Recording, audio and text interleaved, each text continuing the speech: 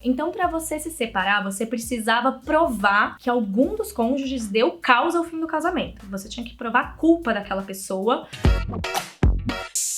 Bem-vindas ao canal Direito Delas, eu sou a Marina. E eu sou a Ana Paula, nós somos advogadas e ativistas pelos direitos das mulheres. Traição dá danos morais? Antes de responder essa pergunta, vou pedir para você se inscrever no nosso canal e deixar o seu like aqui. Essa é uma dúvida que sempre surge pra gente, porque, querendo ou não, é um momento de muita dor, né? A pessoa traída, ela acaba se sentindo muito injustiçada e ela entende que se às vezes ela vai receber dano moral, por exemplo, porque uma empresa telefônica cobrou indevidamente dela ou cortou o serviço, né, sem ter uma justificativa, ela vai ter dano moral, por que ela não teria uma situação que realmente machucou demais? E a gente tá muito acostumada a ver nas novelas, nos filmes, essa questão da traição ser discutida no momento de um divórcio, o que gera ainda mais essa dúvida. Mas nem sempre as novelas refletem o que diz a lei. Antes da gente começar efetivamente a discutir esse tema da traição, eu acho que é importante a gente contextualizar uma situação que é a seguinte. No Brasil, a gente permitiu o divórcio apenas na década de 70, mas, infelizmente, nesse primeiro momento, ainda havia um certo entendimento, né? Até porque o Brasil é um país muito católico, que de modo geral acaba tendo certas dificuldades em aceitar a dissolução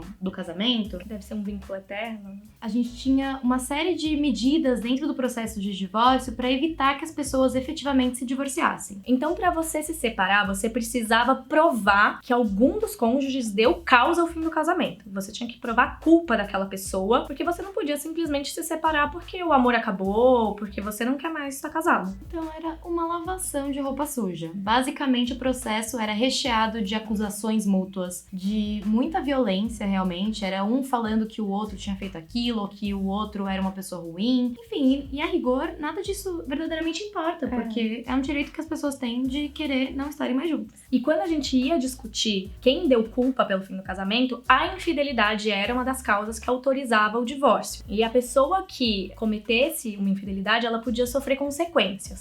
Assuma as consequências dessa traição.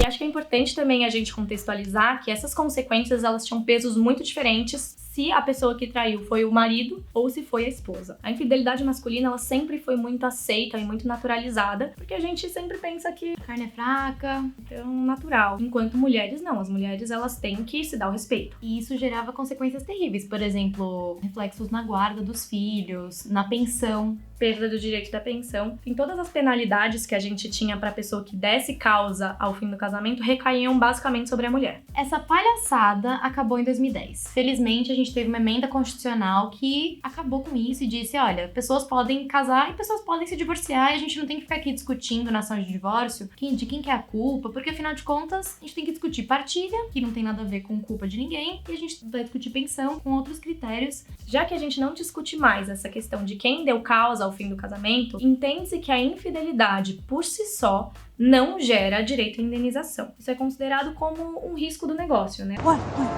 Você casou, você pode estar sujeito a ser traído. Até porque a gente não controla as nossas emoções, a gente não controla se a gente vai se apaixonar por outra pessoa durante um relacionamento, se vai ter algum tipo de relação. Especialmente porque o dano moral, ele é dado à pessoa quando a ação que de alguma forma machucou podia ter sido evitada e ela realmente configurava um ato ilícito, que a gente fala. Então, realmente, a lei previa que aquela determinada situação não poderia acontecer. E mais do que ser só um ato ilícito, né? Ele tem que gerar um dano que seja fora da órbita do comum. Então, se a gente, né, essa questão do risco do negócio, a gente entende que relacionamentos acontecem e dentro desses relacionamentos, traições podem acontecer. Isso não necessariamente é algo que foge da órbita do que a gente chama do indenizável. Mas isso não quer dizer que nunca vai ser possível cobrar na justiça uma indenização em decorrência da traição. A gente tem alguns casos que foram bem paradigmáticos aqui no Brasil em que ela foi dado um valor a título de indenização para a pessoa traída. Acho que a questão não é só você ter passado por uma situação de infidelidade, ter sido traída, mas principalmente a forma como isso aconteceu. Então, se houve uma humilhação pública, se houve um vexame, se essa traição ela foi feita de uma forma muito perversa, muito cruel, que fugiu do simples trair, aí a gente pode começar a discutir o dever dever de indenizar. Um caso que a gente teve no direito brasileiro que ficou bem famoso, o homem decidiu levar a amante na praça da cidade, era uma cidade minúscula, de cerca de 15 mil habitantes. Aquelas cidades que todo mundo se conhece. E ele ficou passeando com a amante, ou seja, todo mundo na cidade viu aquela situação e ela se sentiu muito humilhada. Nesse caso, a justiça entendeu que ela tinha direito a danos morais, não somente pela traição, mas pela humilhação a qual ela foi submetida. Um outro caso também que é interessante a gente discutir, que ganhou muita repercussão midiática alguns anos atrás, foi de um cara que descobriu que a esposa estava traindo ele e ele foi até um motel tentar encontrar o flagrante da esposa com o amante. E nisso ele filmou o flagrante no motel, mas quem teve o direito à indenização nesse caso foi a esposa, porque ele divulgou imagens íntimas dela para provar essa traição. Porque nesse caso ele jogou esse vídeo em rede nacional, expôs a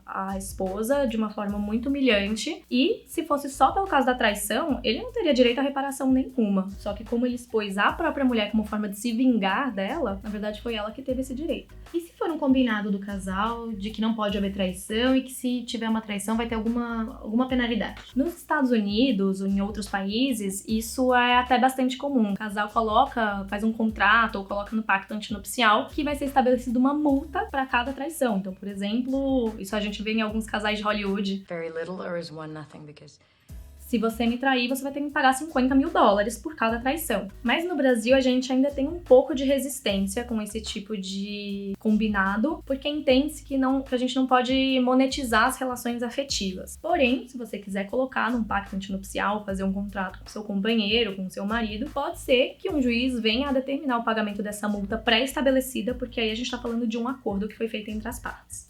Se você passou por isso e você entende que, de alguma forma, você poderia receber algum tipo de indenização, vale a pena você conversar com o advogado para ver se você tem provas suficientes, se é um caso que foge à regra, e lembrar que você tem um prazo de 3 anos para entrar com qualquer ação nessa área de indenização. Então, se atente a esse prazo. Se você gostou desse vídeo, deixa o seu like, se inscreve no nosso canal, comenta aqui se você já passou por uma situação como essa, se você conhece algum caso, como que foi o desfecho disso, e nos vemos no próximo vídeo. Tchau, tchau!